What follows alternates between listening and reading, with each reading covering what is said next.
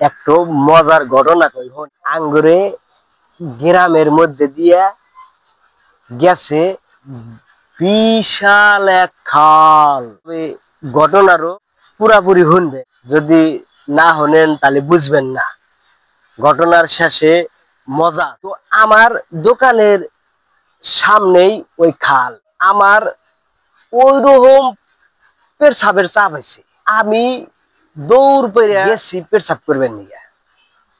তো ওই খালের গাবারে ওই মেলা বাটি গাছ জঙ্গল আছে।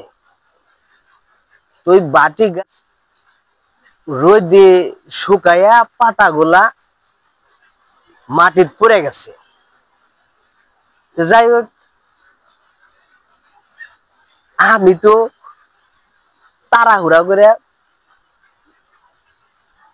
ওই খালের কাকড়ির উপরে পেশাব করবেন বলি, পেশাব করবেন নিয়ে বসছি, পেশাব সামান্য করছি। কবি ওই নিচে থেকে এক বুড়িমা পাতা ঝাড় দিতেছে। ওই বুড়িমা কয়া উঠছে যে কোন জায়গা রে। আমার তখন ওই বুড়িমার কথারও কানে আসলো। কানে আসলে পরে আমার চোখ যা ওই বুড়িমার দিকে পড়লো।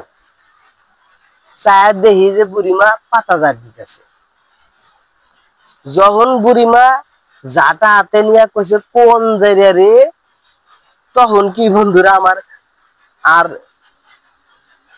পেশাব করা হয়?